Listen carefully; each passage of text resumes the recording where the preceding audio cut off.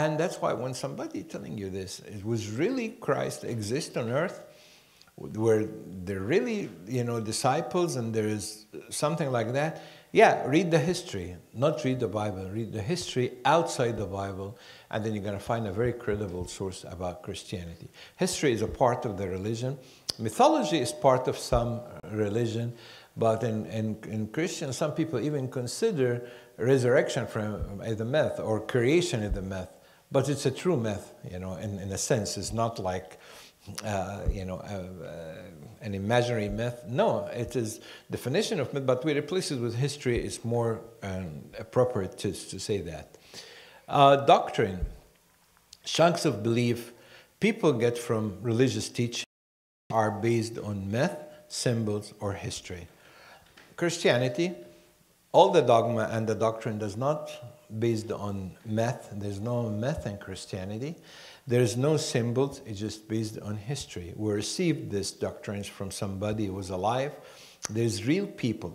And why I'm saying that? Because, for example, if you talk about Mormons, what is the doctrine of Mormons, for example? Anybody know about Joseph Smith? They're very active. They go door to door and, confuse a lot of people, And what's Joseph Smith? It was a myth. Some angels named Maroon or whatever got him to be a good representative to Christianity, and that's a way that we need to work on it. But as a general term, definitely Christianity is the highest morally and ethics among any other religion. Social definitely includes where worship take place, as in synagogue, churches, or even mosques. Fellowship is very positive in enhancing devotee spiritual life. This different than social, gathering in some other religion, but in a church it has to be different. Fellowship in churches, it enhances spiritual life, and that's why Apostle Paul said that if we have any entertainment, is for love. So when we gather for entertainment, for fun, as you use this term in America, it has to be spiritually, edifying, that can help us to grow spiritually if we really would like to do this. Definitely, any entertainment, any gathering, any fellowship has to be a positive. And that's different from other religions because we all share one baptism, so we're all like brothers and all the one body of Christ, and the head is Christ, so we feel all connected in a very spiritual way. It's totally different than any other religion. So social life in churches and fellowship has different meaning than just gathering and play around or something like that. That bond, of brotherhood and that Christ among us, and He put us all together like one body. That's a different, phenomenon. Okay, where does Christianity fit in all this? Fact number one: why you choose Christianity? Because it's testable. You can test Christianity, and we're going to see that. Let us read this verse, and it's very amazing. Now, if Christ is preached that He has been raised from the dead, how do some among you say that there is no resurrection of the dead? But if there is no resurrection of the dead, nor even Christ has been risen, and if Christ has not been raised, then our preaching is vain. Your faith is also vain. And in other places it is futile. And moreover, we are even found to be a false witness of God, because we testified against God that He raised Christ, whom He did not raise, if in fact the dead are not raised. For if the dead are not raised, not even Christ has been raised, and if Christ has been not raised, your faith is worthless. You are still in your sin. That's a very strong testimony. Paul here put a challenge, and he hung the whole Christianity in one thread: resurrection. What happens if resurrection is false? Then there's no Christianity. And there's an atheist guy named, I think, Alex Huxley. He said in the 18th century or something like that, he said, Christianity based on resurrection. If we knock down resurrection, then we're not going to have any more Christianity. And he tried, but of course, never succeeded, nothing happened. So it's tested. Paul gives us here a test to see. Is resurrection happened? Then Christianity is right. Prove. And the accurate Christianity is being proven. And that's what we're going to go in the end of this presentation, to prove if Christianity happened or not. Then what happened is this. Christianity is testable. You can test it and you can see this. And it's like someone said in this verse, God is a very secure fellow. So as Paul, God is very secure, and Paul is very secured about that. He didn't, hesitant to say that the whole Christianity is just hanging on a small thread, fact of resurrection. If it does not happen, no Christianity. Imagine all your faith depends on resurrection. If it doesn't happen, if it didn't happen, then your faith is worthless. Then he gives us that test to understand if Christianity is testable or not. Fact 2, the historical Jesus is not different than the biblical Jesus. And you're going to hear now a lot of atheists, when you meet them, telling you whatever Bible portrayed Jesus is totally different than the historical one. We're going to get in that in detail in the end, but that's some fact. That is said, historical Jesus is not the same one. When you read also outside resources, and we're going to go through it, you'll understand that historical Jesus is the same biblical Jesus, no difference between them. All the world now try to say, even Jesus was just a man, like a few years ago they discovered a tomb in Jerusalem, and they said this is the original tomb of Christ, and they found a guy named Hanan or Joshua or something, and said that was the real Christ. The tomb in Jerusalem, that not a real one. Later on, researchers said, no, that's not true, and this tomb was back to like 300 or 400 years after Christ, so it's not, an original tomb. But the whole attempt now to give us an idea that Christ is not the same one we know about from the Bible. It's totally different. They try to describe the Bible and the Christianity in general. Fact 4, the values and ethics of Christianity have a powerful dynamic of life-changing experience. We have to understand what happened to the whole world after Christianity. Look at the world before Christianity and the world after Christianity. Look at Rome. Look at the whole world. What's a new idea about life, about ethics, about morality, forgiveness, peace, all this term? This all terminology wasn't really well known before Christianity. That we have to understand Christianity really affected the world in that term. Rejecting wars, try to live in peace, try to give an idea, of charity work, and we're going to go through that in even more details. So definitely, Christianity changed the whole face of the world in a different way, in a very positive way. Because Jesus, when he came, he gave us a new idea, he said, I came for a better life. And that's true. When Christ came on earth, he gave us a new idea, a new rules, and the law phenomena about life wasn't known before. Since when we know that when somebody, slap you and your cheek, turn the other cheek? Anyone heard about this before Christ? No, everybody would like to revenge from the other. Eye for eye and a tooth for a tooth. That's what we learn. Christ came and said, no. If somebody would like to take anything, just leave him. Love everybody. It's the beginning of the religion. And any other religion talked about love. Go, for example, the 99's name of Allah in Islam. And that's a very famous argument. I had it once, someone, small Muslim time. I told him, you have a 99 names for God. None of them said a loving God. None of the 99 words said God is love. So it was new for us to understand that. We see only people pictured God in the Old Testament and even in other religions that he's almighty, he's powerful, he's revengeful. Never heard about God, the humble, the loving, that he came to our world to give us a better light and give us better understanding about, aspects of life. That's what Christianity did, changed the whole face of the world through, ethics and values and raise up the value of human life. طبعا one of the things that Christianity changed the world focused on charity and compassion. When charity is not, justice cannot be, that St. Augustine said. Since when the world heard about charity and like giving poor and help others? Do you hear this before Christianity? No. Actually, Christianity focused on charity work and how to people give others and give the poor and take care of them personally, because Christ said, when you take care of them, you take care of me.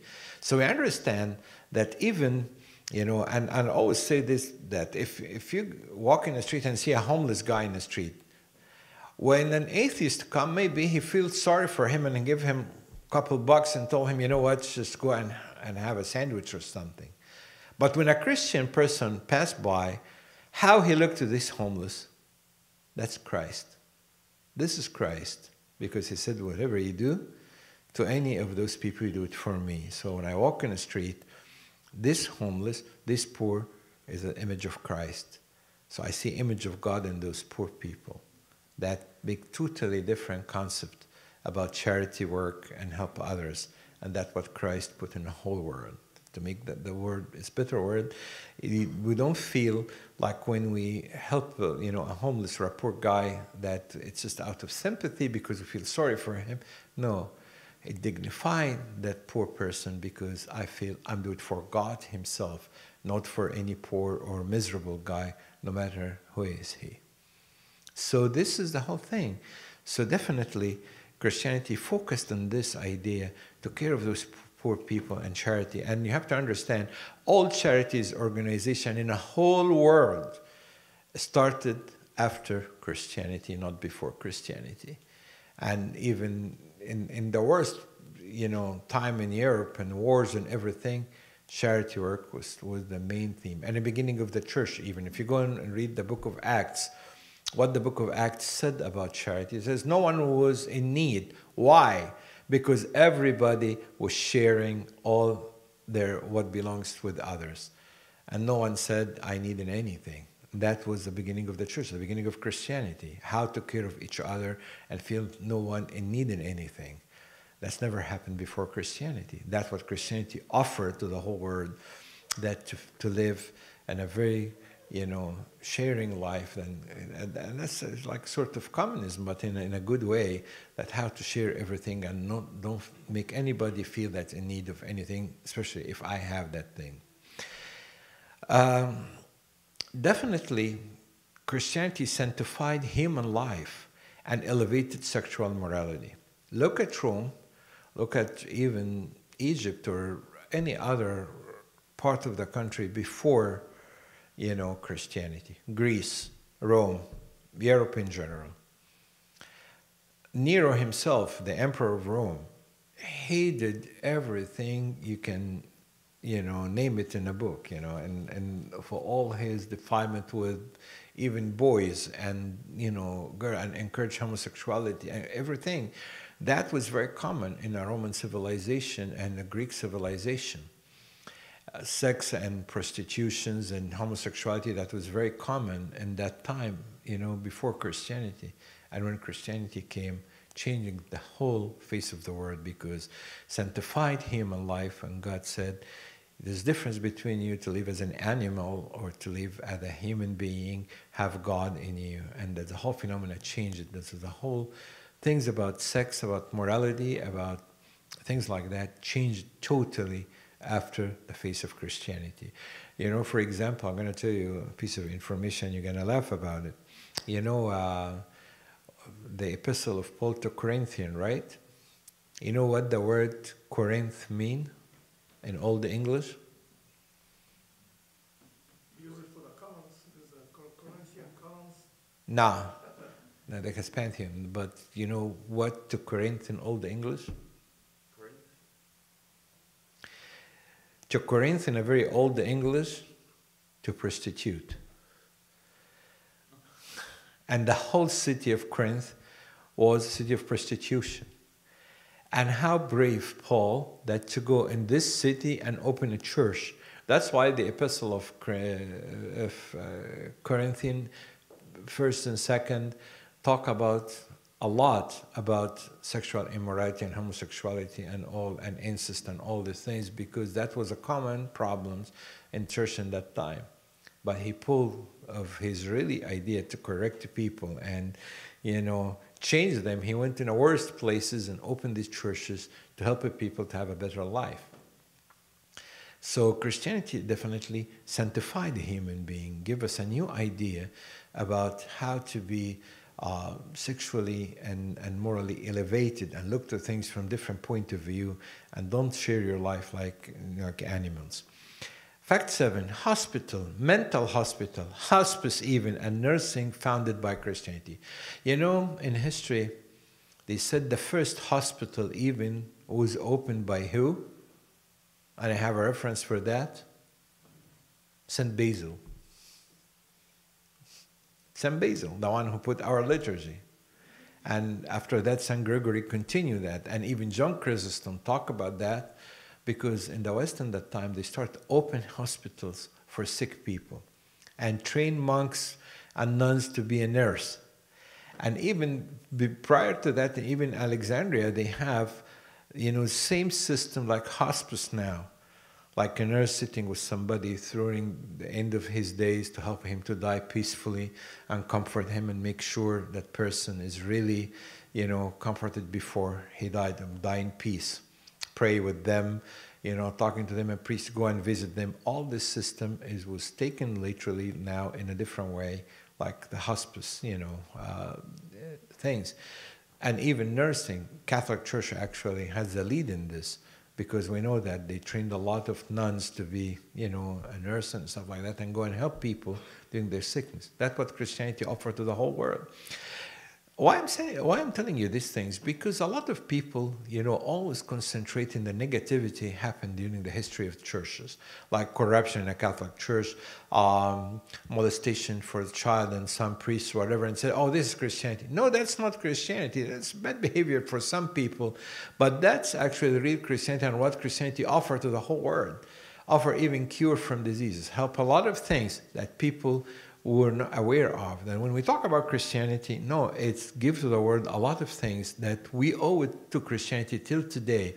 Life had changed, and of course technology replaced a lot of things, but we never forget that the pioneer and the leader of all this system was actually Christians, based on the value and ethics and the Bible teachings. Fact number 8, Christianity's imprints on education. The fear of God is the beginning of knowledge. When we talk about education, definitely we'll look to Church of Alexandria, our church. The Alexandria school in the beginning of the centuries, of course before Islam invasion to Egypt, it was equal like Harvard today. No one even has an access to the Library of Alexandria unless he is a student of this school. And the school didn't even teach theology only. It teach physics, astronomy, math, music, philosophy, language. We have like Origen, for example, he knows like 6 languages and translated the Bible in 6 columns. That's been happening, as one of the very famous translation of the Bible. So that's what happened.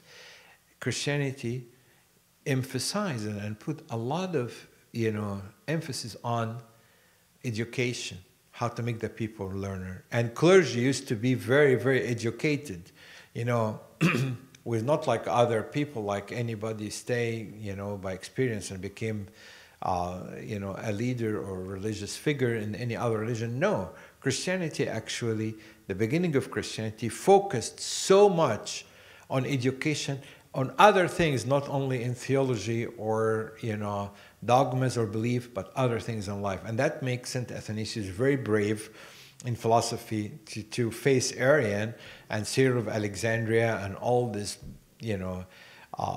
pillars of faith. They were really, really strong in their faith because they study a lot of things from philosophy, logic, language, other things. So they use all the techniques to defend Christianity. And and even after that, a lot of universities, even in America here, in England, a lot of universities used to be part of the churches. And a matter of fact, Harvard, which is now the most liberal school, used to be part of a church. Of course, now it's not, but in the beginning it was like part of church. And a lot of things, a lot of university and a lot of even institutes in the whole world that developed a lot of, things was, research and stuff, was originally Christians and part of the Christian churches, either Catholic or Protestant or whatever. Definitely, labor and economic freedom was dignified in Christianity. Paul said, if anyone will not work, neither shall he eat. Christianity never encouraged people not to work and said to work is to pray. That was a very famous slogan in Christianity. You need to work and you need to really have a dignity for eating and taking money and all this stuff. Never encouraged people to be like homeless or out of work and just being bums. That's not what Christianity is. Christianity even the whole capitalism, it just originally was by Christians. And the way to have the enterprise of the free market and trade and all the things invented by Christian people and based on Christianity, that everyone has to do whatever he can, and that's also plus in the whole world, in the Western country. Christianity's connection to science. If anyone will not work, that's old. I wish to put another verse, but I think I did not. Science in Christianity is unlimited. Even the natural theology, and which has encouraged you to study, because natural theology is a very good tool to use against atheism. Natural theology that you use nature around you to prove God. And you know who the first one did that actually? Plato, before even Christ. He used a natural theology. He said all this mountain, all this beauty, it is representative of God. And actually used the word logos, which is the first time somebody used the word logos, was Plato. So it said that the whole world was created by this logos, and that's why John borrowed this word from him to explain Christ. And however, this natural theology, it was really emphasized in Christianity. So natural science was in Christianity. St. Augustine used it a lot. Other, even scientists use it a lot. For example, Da Vinci was, had really add a lot in the whole world, in anatomy and in science and in biology and architect and a lot of things. Isaac Newton, all those big scientists, even Pascal, the one who discovered the water and the thermodynamics and all the things, it was, they were Christians. And the encouraged by the freedom of mind in Christianity is not unlimited to think about God and think about Trinity, think about the things, open their eyes and their mind to understand a lot about science and about,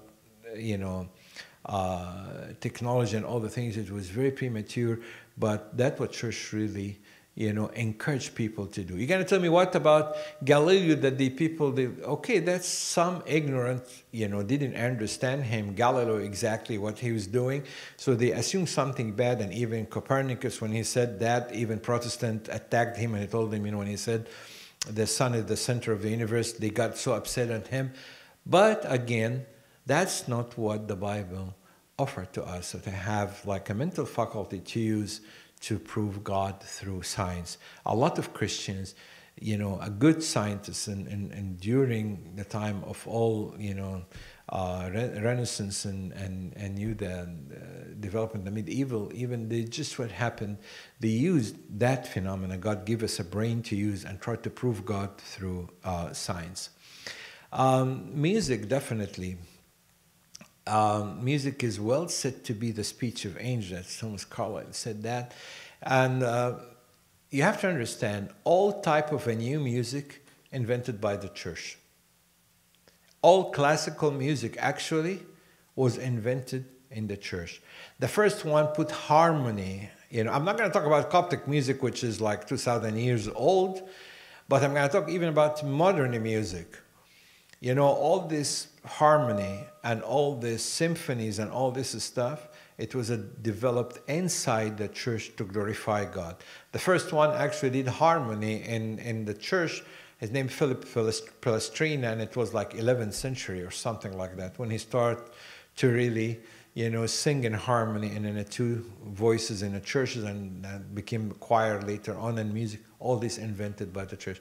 So this all this development of music that the people enjoy in the whole world, and the beauty of it, it just came from the church. And that's what Christianity offered, because we believe there's music in heaven too. And a lot of, I think Beethoven, when he did his Symphony No. 9, he said a very nice word, because he was deaf totally. And the people asked him, where you got this beautiful music and you are deaf and you don't hear? And he said, when God blocked my ear to hear humans, he granted me his music from heaven.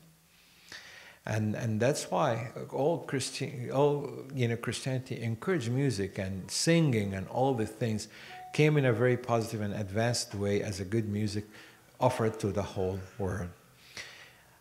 11, Christianity's stamp on art and architect. Art actually is a tool to transmit beauty in a sense. And Augustine said, God, you are the beauty of all the beauties. And that's why, art, architects, churches, go in Rome and see, old churches, and even in temples and all the things. This is really offered to the whole world. As that's what Christianity offered. Even all the theory of architecture was really based on very old churches and architects. And so Christianity actually participated in the whole world to change the face of the world scientifically. Architect, arts, music, philosophy, morality, ethics, all this what happened. That's what the church actually offered to the whole world. That's why when I say why I'm Christian, because there's a lot of Christianity that's need to be addressed. And understand that Christianity is not only Agios and Kyrie eleison and the liturgy. Of course, this is a big part in a church, but we have to understand there's a lot of other things in Christianity that really changed the whole face of the world. Now, let us focus about the second part, which is more important, which is that thread that Christianity hang on it, which resurrection. Was resurrection really true or hoax? Let us examine that. Sure, we can take 5 minutes, 10 minutes break. Yeah, we can take 10 minutes break. There are cookies outside. And if anybody has questions, please write on a piece of paper. Yeah, we can take 5-10 minutes break. That's fine. Okay, 10 minutes, please.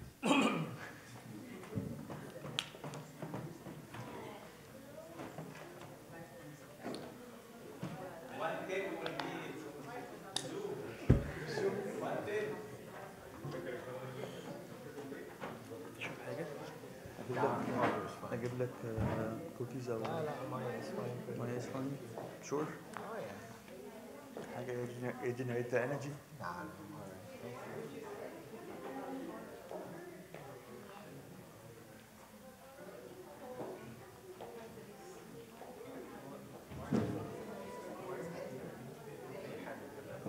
لا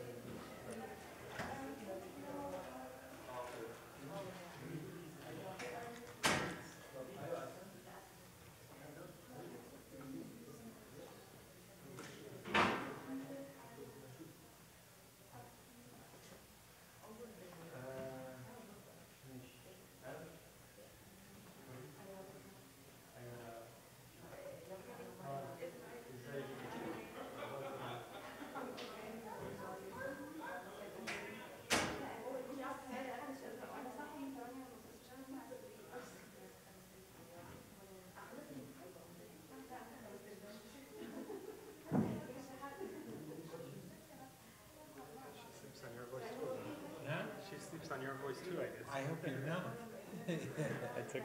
I take power naps. So I do Nolan's too. I had to take a power nap. I take 5-minute power naps. Okay.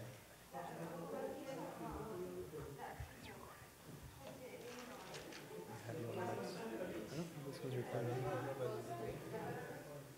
think this was recorded. We have it on my stream, so there's a few people tuning in Okay. online. But they're enjoying it. I'm enjoying it. Thank you.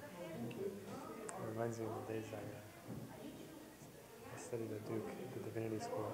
Oh. I used to engage in conversations and engage with my professors, well, mostly atheists, Yeah.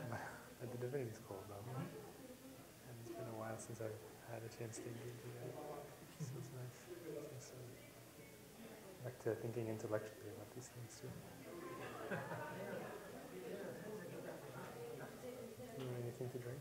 Anything else to drink? A cookie or anything like that? Enough sugar.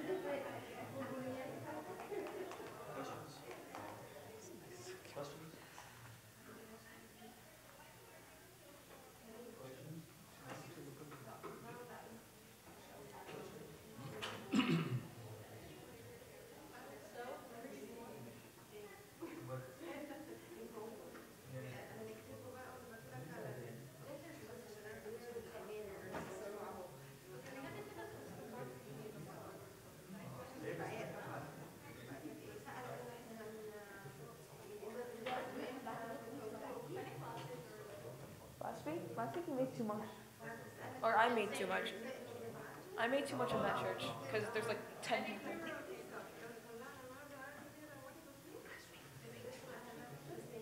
هناك في فيروس كان عندهم ميوزك والرومان كان عندهم ميوزك قبل كريستيانيتي. بس ما كانتش in this complex form like يعني. what we have today. ما هو ليه Like what I هي said, طبعا Coptic music ما هي old too. لكن I'm talking about the new. ما هو ليه it wasn't Christian because the power of the church at that time. And that's what they said. But there was That's no- what the church offered to the whole world, the harmony, the It's theory just because of their music. power. Not power only. Same to the art of the churches. It's just because of the power they had. Everybody wanted to build it as best as they can. It's not really. I mean, yeah, it's through Christianity, but it's also the time contradicted people to. Mike, no question. Yeah. Turn off the mic. Turn off the mic. Live stream. هنتكلم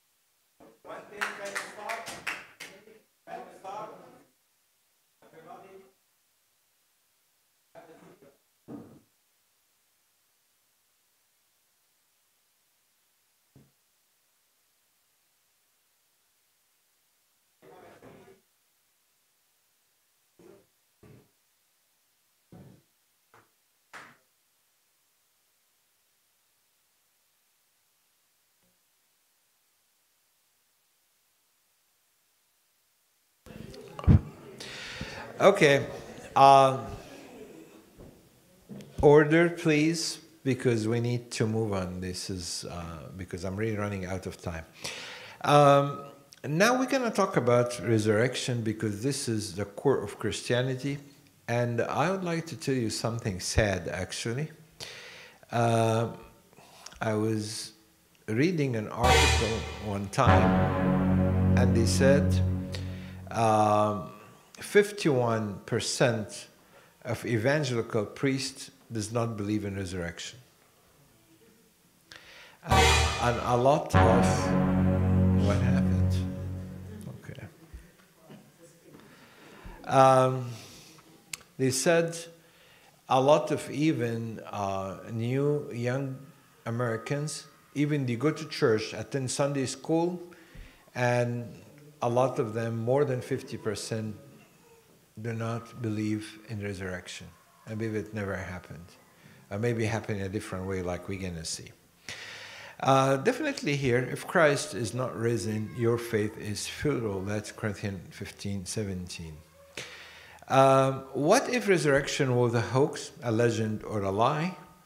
Definitely Christianity is going to be a big lie. Entire structure of Christianity hangs on a thread, on one fact, the resurrection. The whole thing in Christianity hangs on this thread of resurrection. If it never happened, then there's no Christianity. A lot of people have this wrong idea about faith. It said Christianity is a fact or a leap of faith. And that's what we need to figure out today. Is this really fact or just a leap of faith that somebody jumped on it and said, oh, Christ rose, but never did? Resurrection actually debunk generally accepted definition that faith is blind leap in dark.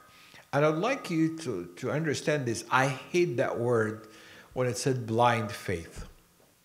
Blind faith, that it's the most destructive terminology that you can use in the modern life, because our faith is not blind. We know exactly what we believe in, and we have evidence for it. Even resurrection does not depend on blind faith. It has an evidence for it. Why? Because it has an evidence. Evidence means something in Christianity which set it apart from other world religions, as we said.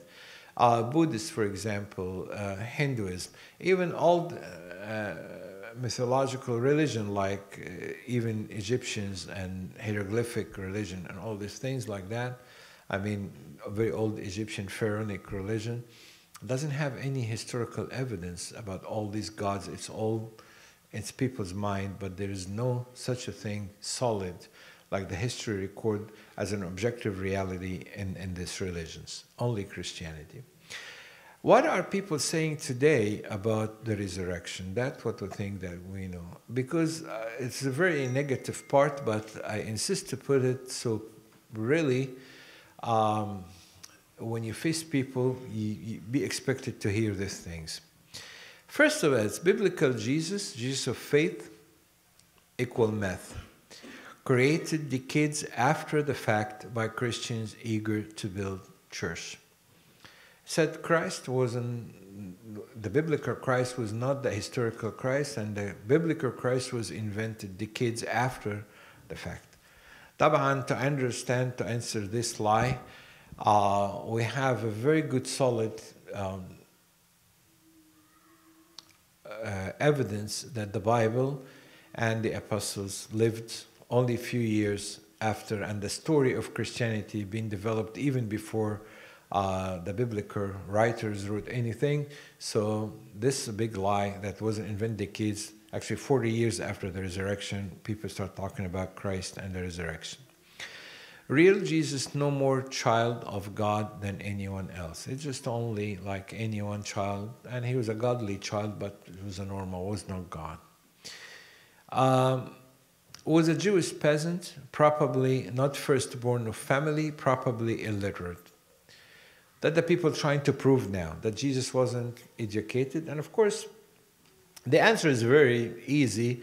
Look at the wisdom. Look how Christ was talking to people and how smart he was. And there's no any other proof that he has brothers or he's not the firstborn. Was a spellbinding, itinerant preacher that he said he was influenced people by magic. You know, he used like magic or a spell on people, you know, to let them understand what he's talking about and influence them.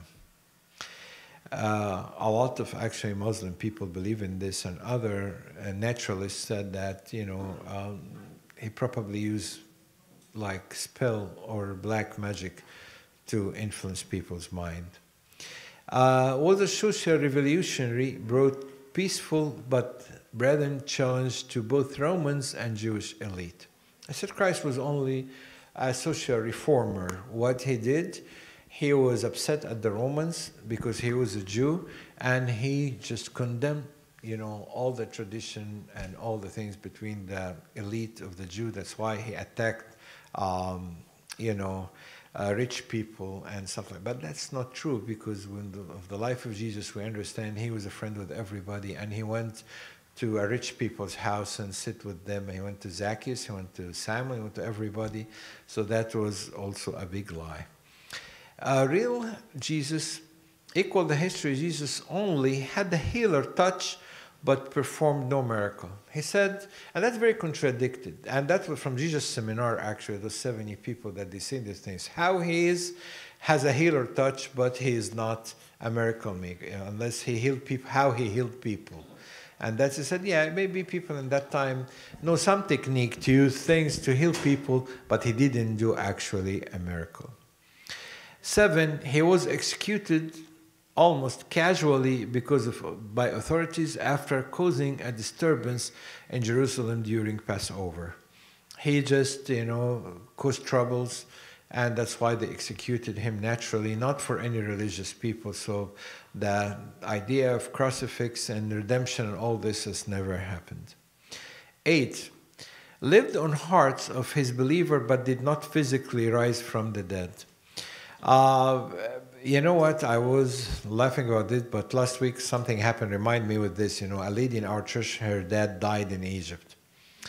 And of course, Abuna always to be the deliverer of the bad news. So her husband called me and he told me, no, I can't tell my wife that her dad died. Please come and give her the news.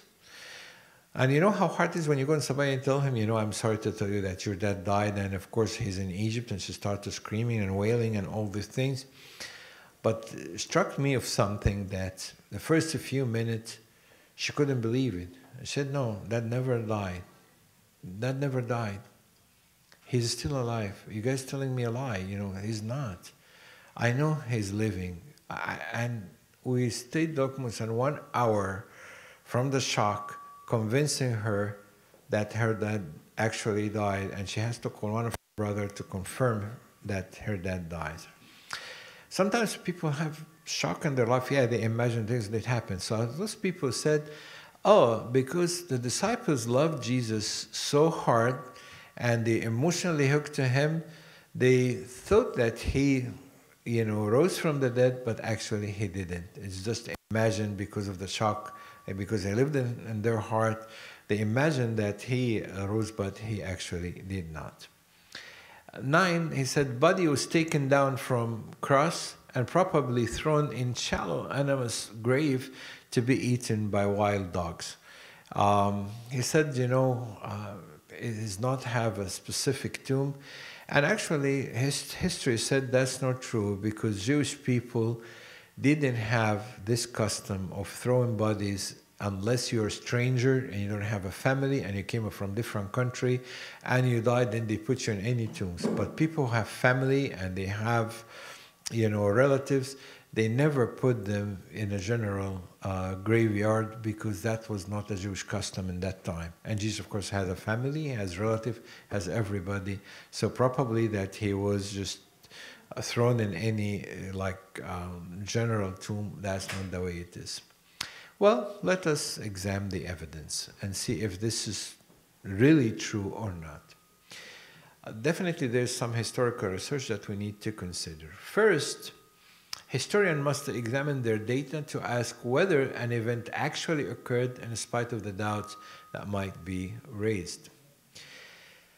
To determine whether the resurrection actually occurred, we must sift through the sources in order to obtain the most probable conclusion. Such is the best mean of arriving at a valid historical data. What that mean? There's a lot of evidence outside the Bible. For example, Eusebius said that disciple that Jesus rose from the dead and came after 3 days, and people doing that. And other guy, his name Tacitus, said the same thing. He came in a strange way, appeared back again, and that the people believed in it. It doesn't matter if they believed it or not, but they recorded in a history that this event actually happened. Some others too, we can search on that later. Let us see the historical things. There's 12 facts. I would like you, please, to remember those all the time. I maybe give Karim a copy from this presentation, and these things would help you to answer this event. First, Jesus died by Roman crucifixion. Why we say that? Because a lot of people said Jesus never died. He was swooned. They said the disciple let him smell something, some chemical on a cross that he made him fainted, and that's why when he was in the tomb he came out, so he didn't actually die. And imagine, that people, Jesus just took the whole stone, get out, walk in the street after he was in a cross, even some wounds and some pain that's never counted. That just, he went out and walked in the street and said, here I am Christ, back again. Who can believe this nonsense? And actually, I would like to examine a report from the American Medical Association. It was in the net, and they describe really in a very, very good detail how Christ medically died on the cross. And he said, no one ever can escape the death of the cross, no matter how strong he is. And it's signed by really great doctors, American doctor, and it has this medical report.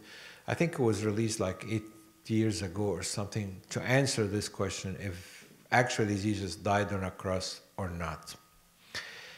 Fact 2. He was buried most likely in a private tomb. As we said, Jewish tradition does not have the idea to throw the body, in any tombs, except if you're a stranger or very poor, you have no relative, have no any tie on a family or anything like that, then that could be. But if you have relative, no. And I visited Jerusalem, twice. And when you go even in old Jerusalem, you found these tombs everywhere. And even it's like some caves in the mountains, even near the Church of Resurrection. And they said this was an old Jewish, graveyard. That's people, put their dead bodies there and their relatives. So what happened is this, chance that Jesus was thrown not in a private tomb, that's totally not a Jewish tradition. They didn't have that tradition to have like a common, tomb that they throw a body of everybody. Actually, Christians have this idea. Mozart, for example, because he was very poor when he died, they throw him in a general public cemetery. Even a few years ago, it was like 250 years anniversary for him. They're trying to get his body out, and they searched the whole tomb. They couldn't recognize his bones, in this tomb, because it was just general, graveyard. But Jewish people never did this. Because they really honor the body, and they have to know, because they believe in the resurrection, they believe that the body is going to rise again, so they have this idea of respect the body and buried in a different way. So Jesus was not probably, buried in a common cemetery. Soon afterward, the disciples were discouraged, bereaved, and despondent, having lost hope. And that's true. And if we read the story of resurrection in the Bible as a history, again, not as an inspired book, we understand that disciples were so afraid. You know, one of the things even that some critics and Bible scholars said about Saint Mary is something funny. Read the resurrection of Christ again. Where's Saint Mary, his mother, in the story of resurrection? Can you see it? Can you really see Saint Mary a lot, a mother of Christ, in the story of resurrection? No. Why? Most of the Bible scholars said disciples were afraid that the Jew may kill her, actually. So that's why they wouldn't like her to be in a picture. So they hide her because they were afraid that the Jew may harm her. So a lot of the disciples were so afraid. A lot of disciples just disappointed. Their hope is gone, you know. Whatever hope they had in that Christ, that he promised them with a lot of things, he just died as a criminal. And all the hope gone. Because what happened? They were very disappointed. You know, we thought that he's going to do a great miracle again. Because a week ago, before that cross, he raised Lazarus from the dead. And after that, now he's dying in this shame. So they were very depressed, terrified, discouraged. And a lot of them came back to his work because they found that there's no hope. And the whole mission is just, you know, fall apart. Fact 4, Jesus' tomb, and this is very important, was found empty very soon after his entertainment. And we're going to see you a schedule in the end of this presentation that we're going to talk. Was really an empty tomb, or we claim that was an empty tomb and was not an empty tomb. Fact 5, the disciple had experiences that they believed were actual appearance of the risen Jesus. The disciple passed through an experience. They believed that Christ appeared. Was true or not, we're going to figure it out. But they had through this experience that they imagined that Christ appeared to them. Put it this way. Again, we talk about this in a very plain terminology that, you know, we didn't rely on a Bible story, but we just use logic. Maybe they imagined that Christ actually, you know, appeared to them. They passed through this experience that they believed that Christ, you know, the real Christ was there. Fact 6, due to this experience, the disciples' lives were thoroughly transformed, even being willing to die for this belief. And that's a very good proof for this point. Why the disciples died for this idea? I'm going to tell you something. If I know I'm inventing the lie, what I'm going to gain from this lie? Money? Maybe. Fame? Maybe. Power? Maybe.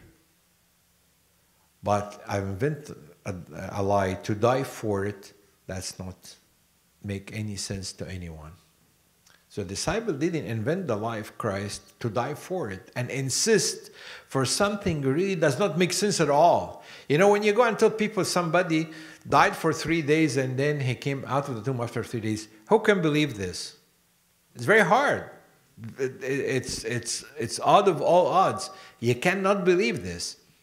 So when they go and pay the price for their lives, all of them and others, for the fact that he rose from the dead, that's definitely something strong happened in their life, made them do this. Because they could very easily go back to their nets, became a fisherman, everybody go to his own profession once more, and then just nothing happened. But they insist to die for that belief that Christ rose from the dead.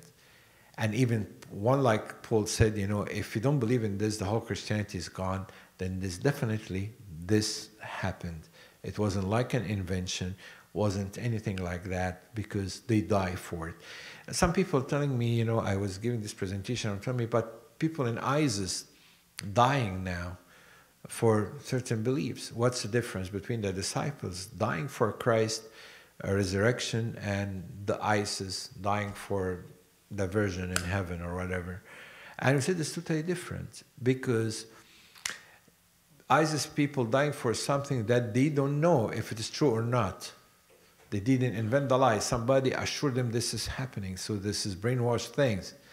But the disciples actually, if they invent the lie, then they knew that they invented the lie. That is a different story between somebody knew he invented the lie or he believed the lie. ISIS believed the lies, but because their brainwashed, they deceived. But they didn't invent the lie. But when we say the disciple invented the lie, then if I'm dying for a lie, I know I'm inventing, and keep it for 2,000 years, that doesn't make sense at all. Fact 7. The proclamation of the resurrection took place very early at the beginning of the church history. Resurrection was the center of Christianity. I'm going to tell you something amazing that you're not going to believe it. And I have even a discussion with the professor of the New Testament in Biola University. And we talked about it, and we keep back and forth. He finally sent me an email 2 days ago. He told me, I checked your facts and your dates, and you were right. I'm going to tell you something amazing. Scan has completed. Warning, issues have been detected that need your immediate attention. Really? Click on Clean Now to fix these issues. Thank you. I don't know what's that. No, somebody, I know what happened. Today I was downloading a utility, and then I think this ad came to check for virus and gifts. So I said no, so they keep sending me this message. I'm going to tell you something amazing that you experience every Mass, but you didn't know. Maybe you didn't know about it. What is the most part in the liturgy that the whole congregation, when they're singing, they actually rock the church?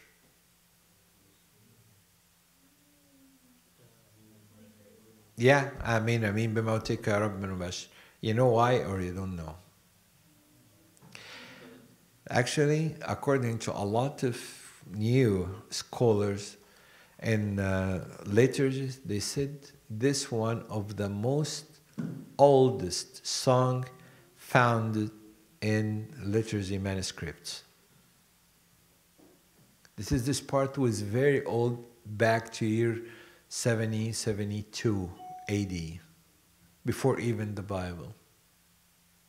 So that's why it's settled, in our conscience and our generation, from generation till today.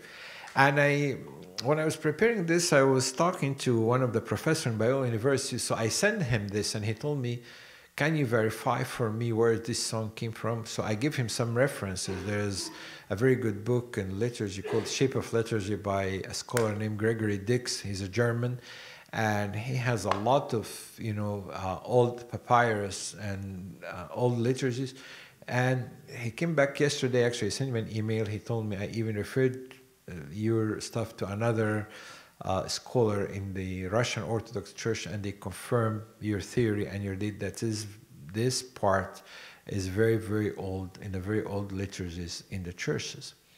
So the idea of resurrection, that was very, very back in the dawn of Christianity, when it just came. That song was part of the liturgy, and the liturgy was older even than the Bible, because the Bible was written years after the liturgy. The liturgy was older than the Bible. And that was, proven that the idea of resurrection, people really, emphasized it and took it in that way. But the idea of resurrection was not the new idea this time. It was... No, it was like a fact that they know about it, Oh, what happened here? Okay, fact 8. The disciples' public testimony and preaching of the resurrection took place in the city of Jerusalem, where Jesus had been crucified and buried shortly before. You know what? Let me give you this example. I'm walking the street today, and I saw somebody drunk in the street, and a car hit him. Okay? And there's people next to me, they saw what happened. So I went to the court next day and said, and days after, and I had a record, and it said, I saw what happened. And there's a witness. But if I say it didn't happen, some other witnesses are going to come up and say, no, you're a liar, because we were there, saw the incidents, so you were lying. So the disciples in that time, when they talk about Christ's resurrection, you have to understand in that time, you're talking about small village. When you go in Jerusalem till today, it's a very small town. Everybody knows everybody. You don't talk about something hidden. Even in a temple in Jerusalem, the crucifix of Christ and the Lazarus and all these things happen in a very small city. Jerusalem is not that big. So everybody knows exactly what happened.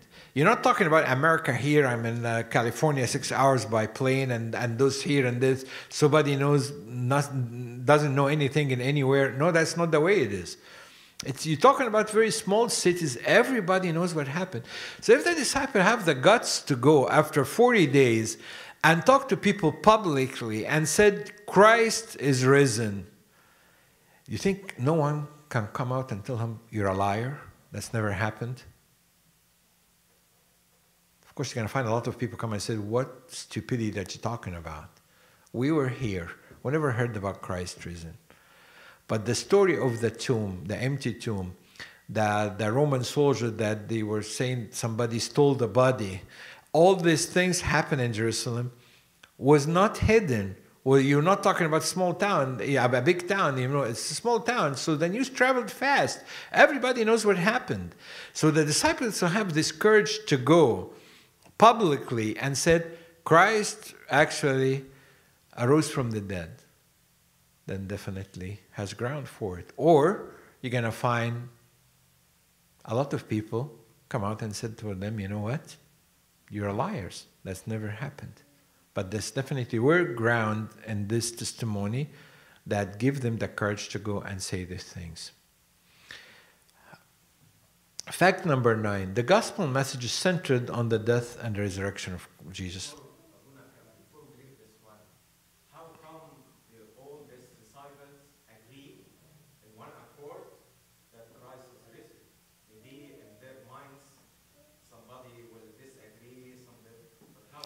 It's gonna come later, yes. Fact number 9, the gospel message centered on the death and the resurrection of Jesus. Definitely all the gospels recorded the resurrection of Jesus, the epistles, everybody said about this, talk about this. 10, Sunday was the primary day for gathering and worship. Why the church or the worship day? And of course they were Jew because, all the disciples and all the Christian in the early church started in Jerusalem were Jewish, right? So how come they transferred the day from Saturday to Sunday? Something happened that led them think of Sundays became more sacred than Saturday. And actually, if you go in the book of Revelation, when John said, I saw this in the day of the Lord, the word Kyria in Greek, that means Sunday. So that's what happened. So that the day of the Lord became Sunday, not Saturday. And they were all Jewish. And according to Jewish, and sanctify the Sabbath. So the Sabbath transferred from Saturday to Sunday. That means something happened that made them change their mind about the day of the Lord. Very powerful. And the church celebrated Sunday instead of Saturday. 11. James, the cousin of Jesus and the former skeptic, was converted when he believed he saw the risen Jesus. We understand that from tradition that even the Bible said most of his relatives didn't believe him and said he was crazy. But we see James, the cousin of Christ, he became a believer and Christ appeared to him later on, like Paul said. He said, Christ appeared to many people and James was one of them. That's why he started to believe, and of course he died after that as a disciple of Christ. This is a very, very, very important part. Few years later, Saul of Tarsus, Paul, became a Christian believer due to an experience that he believed was an appearance of the risen Christ. Actually, this one is way more than any other 11 part that we said before. Why that? Paul was a really important man in the Jewish tradition. He knows the older tradition. He was almost a rabbi because he was taught by Gamaliel, the rabbi, and he was a Jewish school and synagogue there in Jerusalem. He was elected to take over after Gamaliel. And that's why he was actually opposed a lot by a lot of Jewish people because they looked at him as a traitor, that he really, were, against the Jewish tradition and Judaism. So Paul, for himself, to convert and become, a Christian and say about the resurrection, this is something that we need to stop and think. What happened to this guy? That was, and he was really a philosopher, a thinker, a zealous Jew, that he knows exactly what's going on. And one key part that you will understand from Paul's epistles in Galatians, he said, I went to Jerusalem to know Peter, right? Or to meet Peter. The Greek word of to know Peter is something totally different than to know. You know what is that? The Greek word came to investigate. So I met Peter to investigate about a lot of things that he was not, being in that time. So he went to Peter just to investigate from him about a lot of facts about Christianity. So he met another eyewitness. That's why he converted. And we met other disciples, so that he became an eyewitness for the resurrection, that because he met another eyewitness. Of course, the appearance of Christ for him also has a big thing to do. So Paul's testimony is just about resurrection of Christ, give us an idea that definitely resurrection happened, influence life of people, change their life, make them going out and talk about the things, die for it. And then finally Paul, the disciple, just actually came out and said the things, although he's the last person, could really confirm that as a Jew, but he was an eyewitness for all this. The last thing I would like to say before I listen to your questions, I'd like you to see this chart. Unfortunately, this is very small, but I'm going to do something else.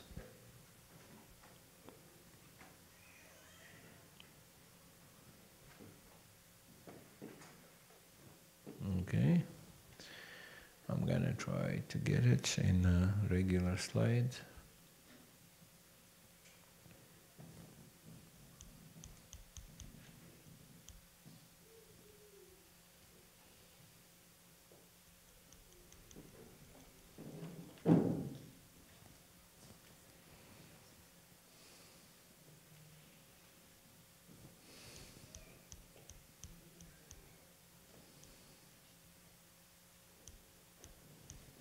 Don't let me do that. I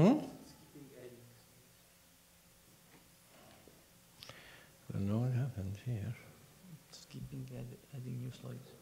Your net is slow, I guess, because it's from the... Oh, it's from the cloud. From the cloud. I can get it another way. Why you're so slow? Your net is very slow. Okay, I have the hard drive in my bag. Just give it to me. I can put it in a hard way.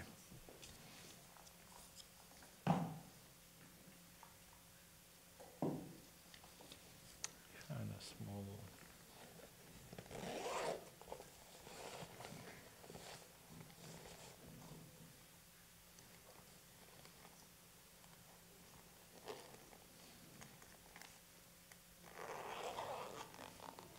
Okay, I know what happened. I think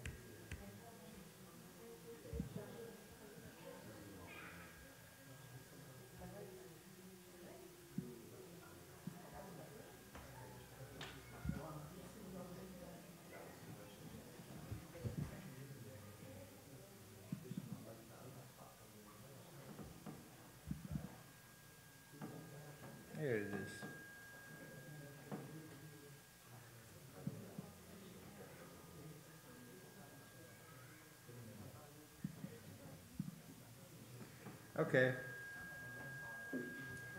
Hold on a second.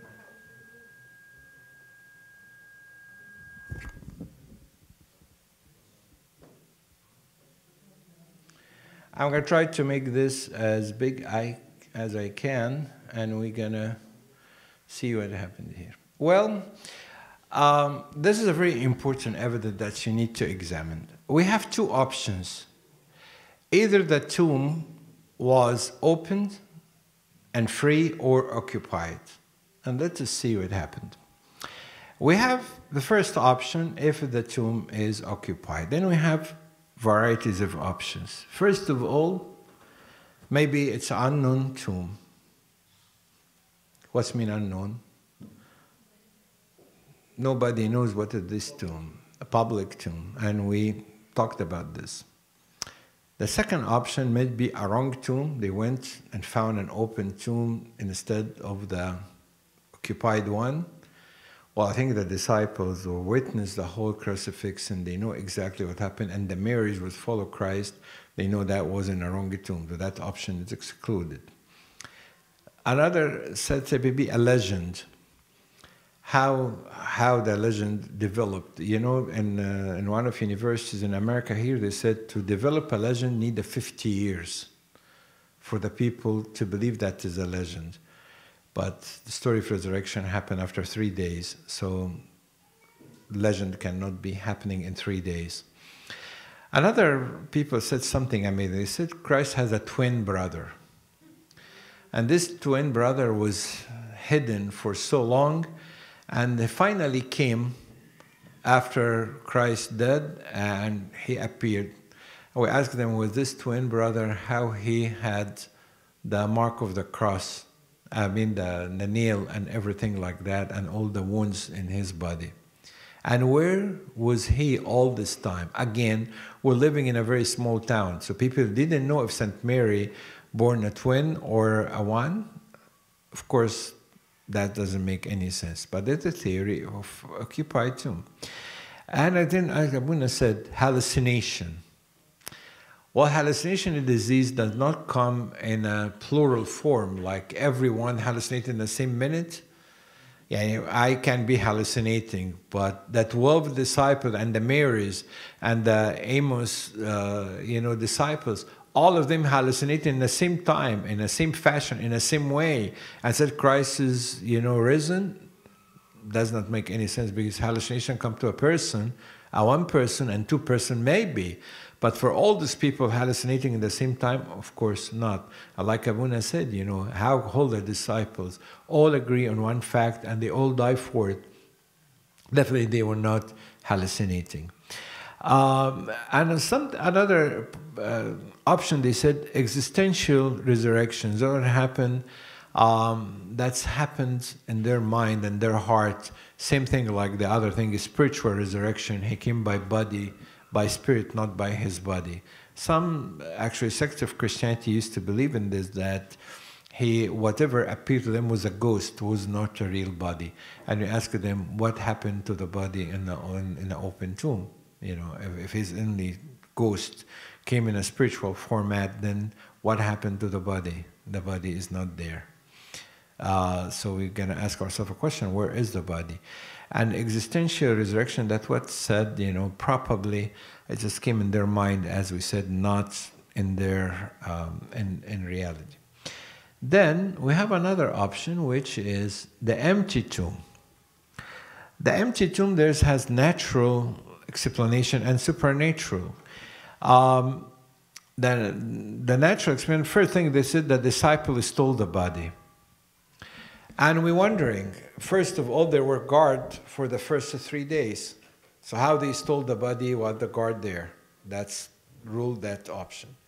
And imagine, how they stole the body, where they hide it. I mean, do you think that people carrying a dead body and walking the street in a small village, in a small area, is this something common, that people carrying a body and walking the street and stealing this body? That does not make sense to anybody. But that's if the thing was expired. And again,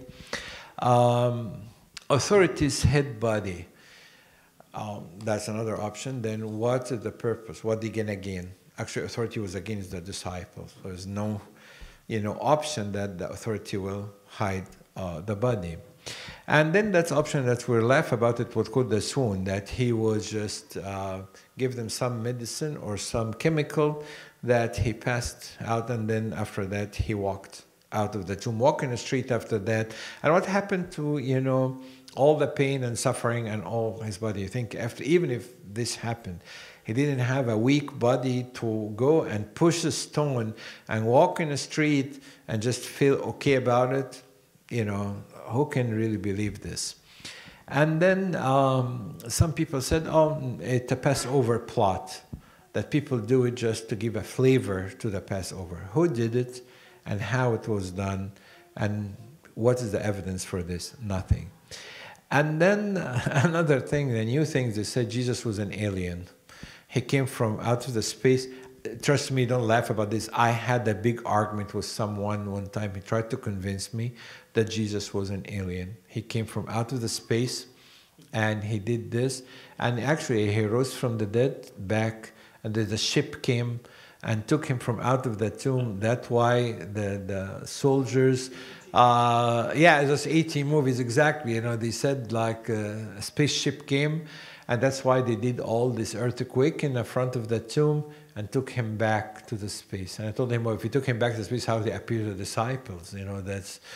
And he, the funny part, he was really convinced that it's true. He was talking to me, I'm the one, the idiot who does not understand what he's talking about. He told me, this is happening. You don't understand. He was an alien. He came, and I told him, what's your evidence for this? He said, this is the evidence, I believe he was not there, but he was an alien, and a spaceship came and took him, and that's what this light and all this, earthquake happened. It just came because of the spaceship came and took him back to his, world, whatever it was. So people actually believe sometimes that he was an alien. Definitely, we roll all the options, so the only option left is the supernatural, and he was the resurrected Christ, as we know in our Christianity. And actually, this is one of the arguments that you can talk about it with anybody and see, if this is really a solid proof. And as we said, this 12 steps is definitely, or 12 facts, is a very solid proof outside the Bible, just using the logic, philosophy, and use some history from Christianity to prove that resurrection happened. And as I said, if it never happened, Paul will never put the whole Christianity in danger by saying, if it is not happening, then your faith is futile and, is worthless. Have you experienced talking to a non-believer and had good result based on their fact that there was in a lecture? Thank you.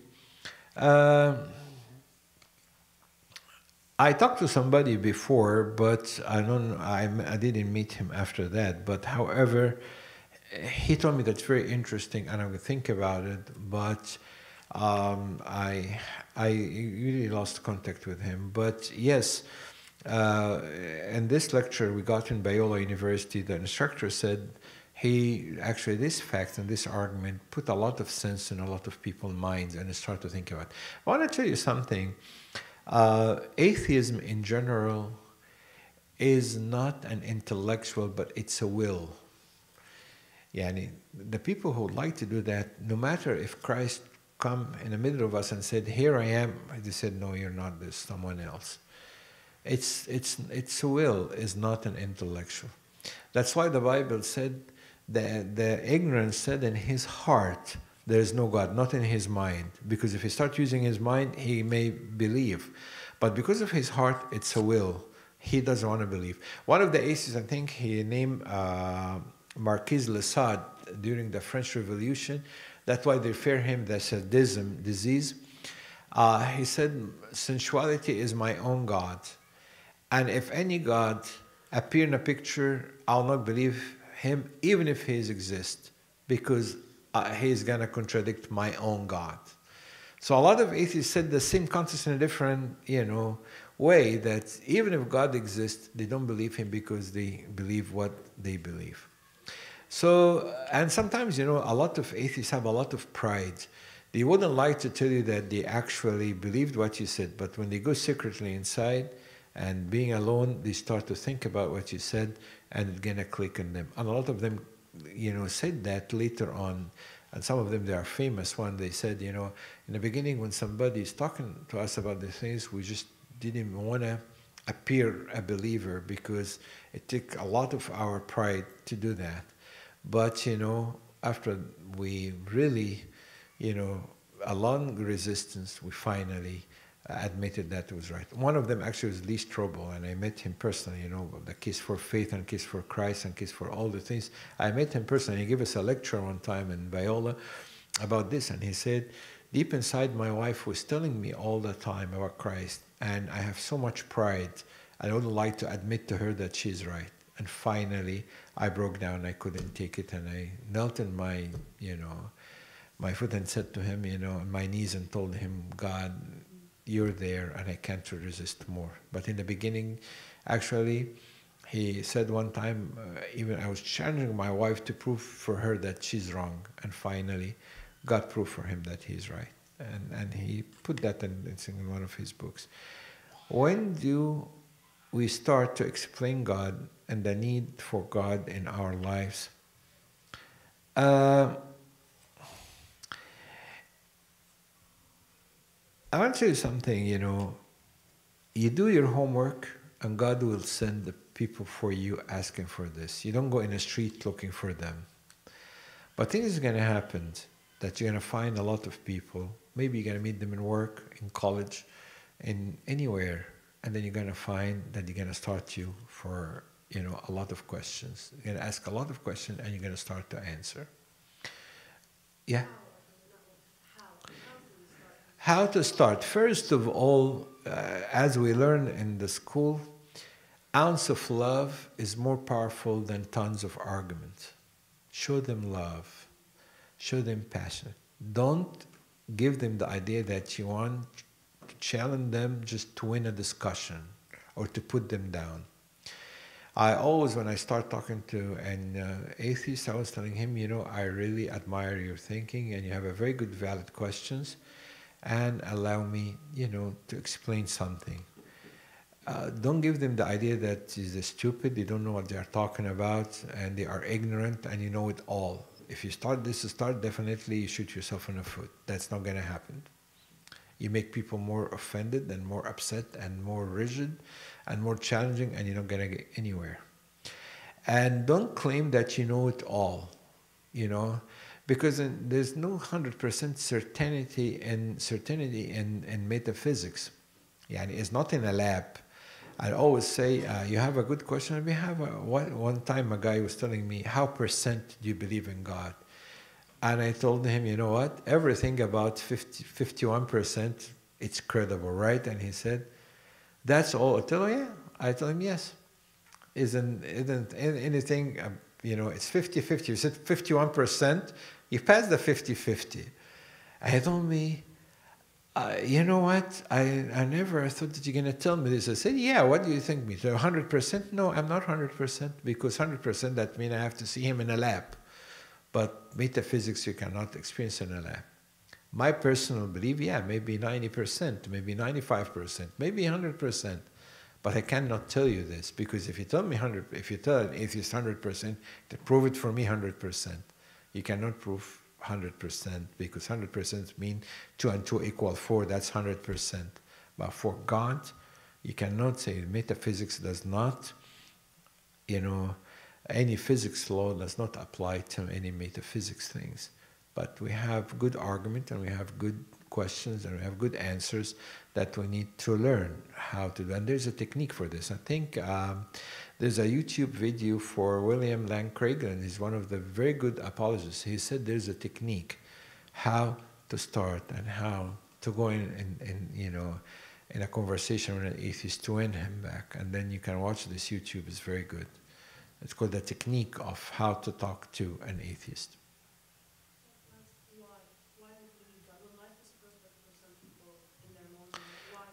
Why we need God? Because, as I said, Bertrand Russell, I told you that in break, but I'm going to tell it to everybody. Bertrand Russell was a very successful atheist. And when he came back to the end of his life, people asked him what advice you should give people when you reach to that success in the end of your life. He said, I wish someone had told me when you reach to the top, there's nothing.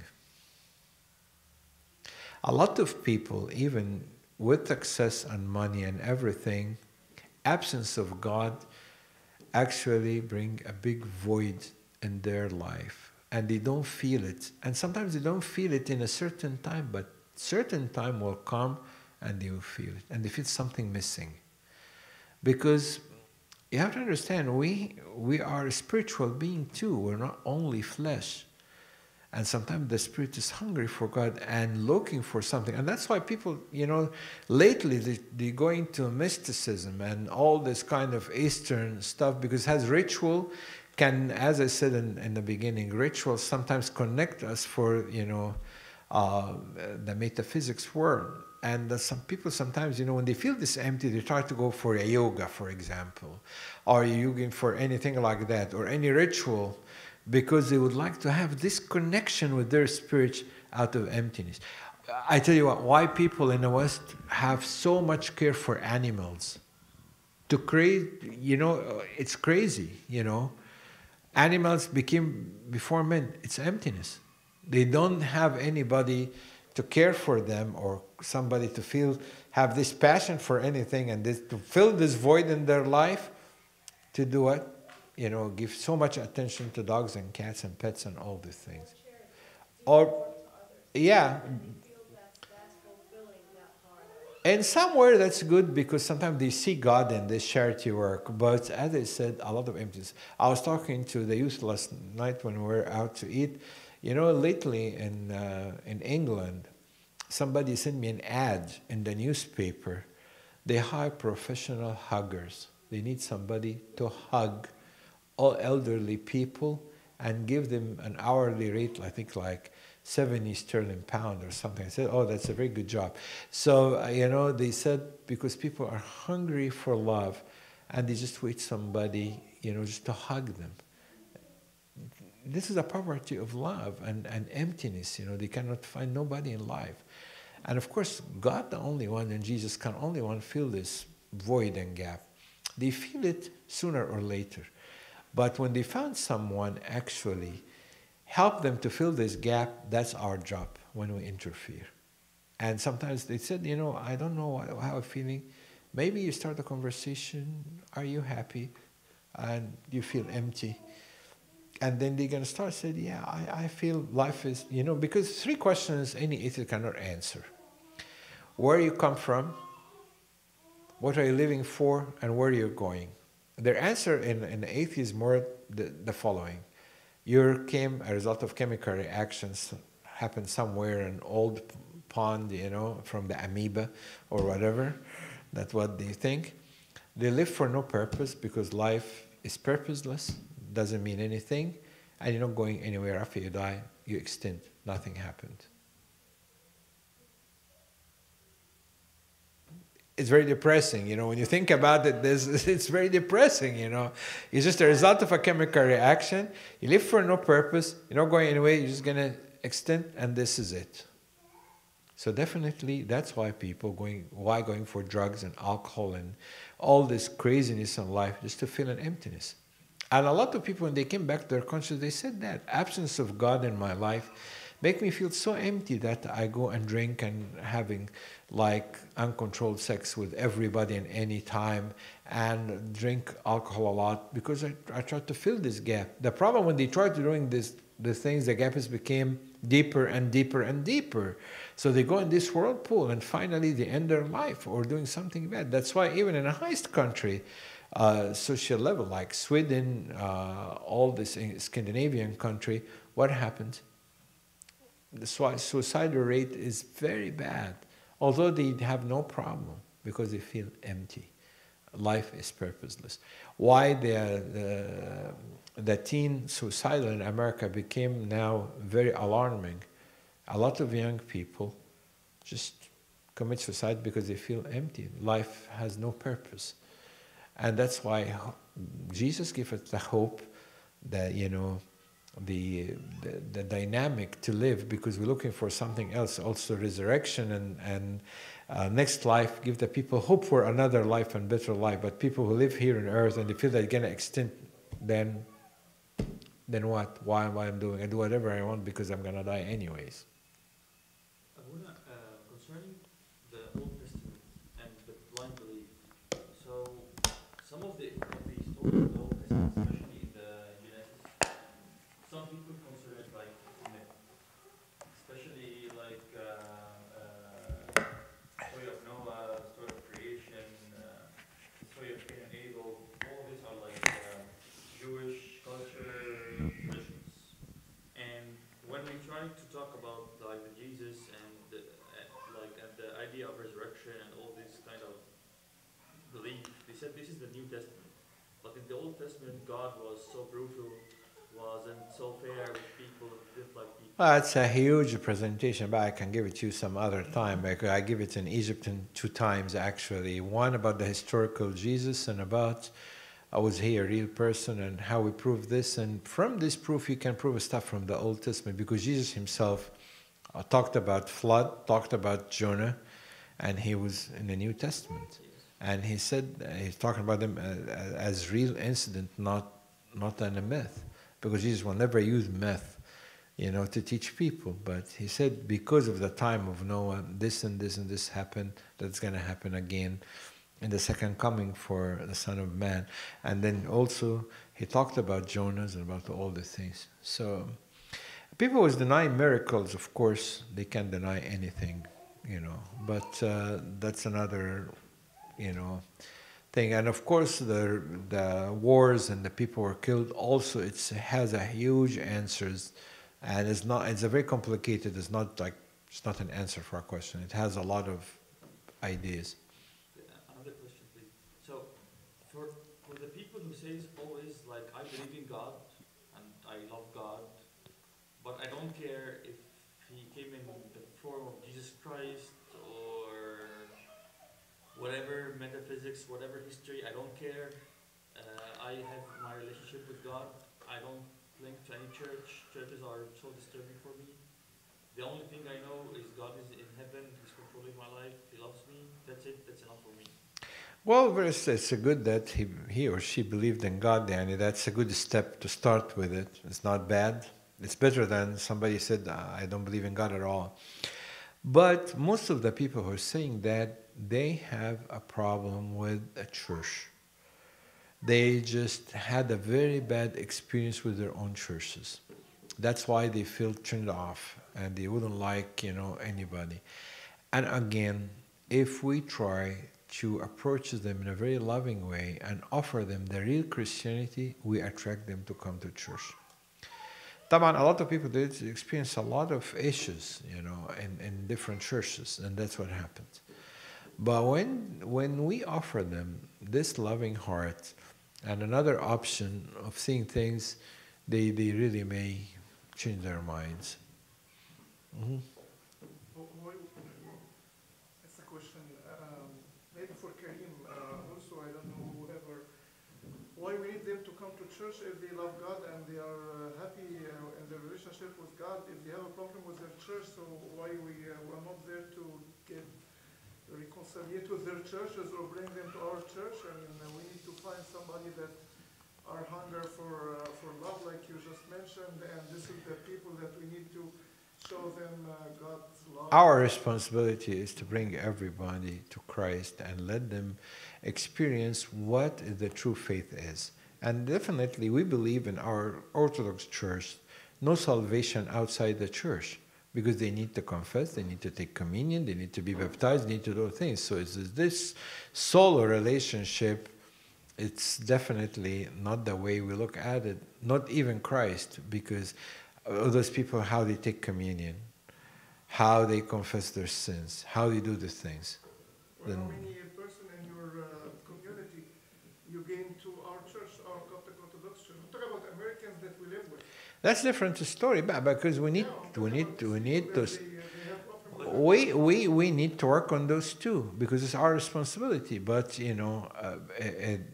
of course, we need to be prepared on how to do these things. But I'm and I'm answering your question. You said why we need, to focus on if they have a relationship with it, that's good. No, because actually, if everybody had this relationship with God, a direct relationship, then what the church for? Yeah, but these people have this strategy of searching for God and worshiping Him in different religions. Like the sticker they have on their cars with all the symbols representing a cross and the sixth and everything. That's what we call universalism. And universalism just have a very pale, that's, smorgasbord restaurants that you go and find all kind of, food, pick and choose. Again, let us talk about what's a true religion or what's not true. Buddhism, Hinduism, Islam, all the things, let us discuss and make a distinguished fact. If Christianity, like we talked today, if Christianity really a true religion from God and has a positive impact in the world, and these things really happen, it's credible, it's testable, it's historical, then when we try to do this, we'll convince them that not all, it's not one size fits all. No, it is different. There's some religion, it's a credible religion, came from God, don't base on mythology. This is a different story than just any other religion. You have to understand, like the Bible said, my people are perishing from the lack of the knowledge. So people sometimes need to learn, study, search, dig in the history, in the book, in philosophy, and science and everything, and see what makes sense and what does not make sense. How do we convince someone that God is who will truly fill their void, and not a worldly person or thing will fill their void? One of the things with any true religion, it's feelings, but we don't rely on it, but let people experience it. A lot of people, they don't feel God because they lost the feeling of fatherhood. And sometimes I need them to feel like God is my father. And at the same time, maybe when I engage with them in a prayer, when I engage them to something that they think, they will know. And as I said, it's a very personal choice. It's not sometimes, something you do. You don't have a prescription that you do it and then everybody's going to believe. That's not going to happen. But you try your best to pray for this person. And there's the work of the grace of God that maybe touches the heart of this person, see something happen in their life, they will change. And you talk about, and sometimes people, when they see you really talking about a true experience with God, and see you, the outcome of you is love and respect and tolerance and all the things, they start to believe that what you believe is true.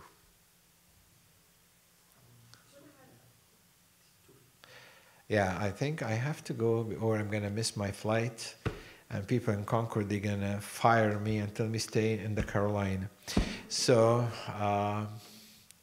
I'm very happy to be here, and I spent really good time with you guys, and hope I can see you again in the future. Any other questions? We need a presentation. You need the presentation? I'll email it for you. That's not a problem. Okay. What's the follow-up to this presentation? What? The follow-up, how can we continue in learning? ما عندكم بقى الكلاس كريم وابونا they will continue doing this.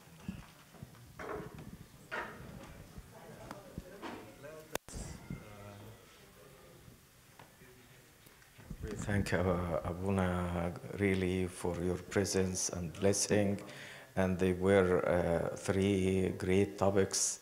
We learned a lot from them. Thank you. Please remember us in your prayers, and all of us, we need prayers. But remember us in your prayers, Abuna. Thanks a lot to Abuna. Thank you. تفضلوا نصلي امين الليلويا دوك سابتري كايو Mati kenin kain ke stosio nastoni onon amit noshe volib goe maji oben shoisis Restos is monimo eme viaruimi Dikirini oin soften bekle o sotimon wohnainan kirie leison kirie flogis Mines movero isi matania coniev compi esmo Amin asashobi. O Christ, King of peace, grant us your peace, confirming thankfully our Father who art in heaven, hallowed be thy name, thy kingdom.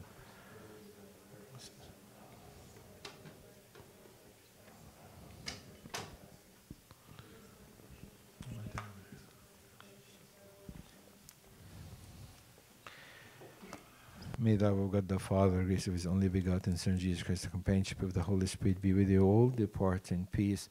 Peace and love of Jesus Christ be with you all.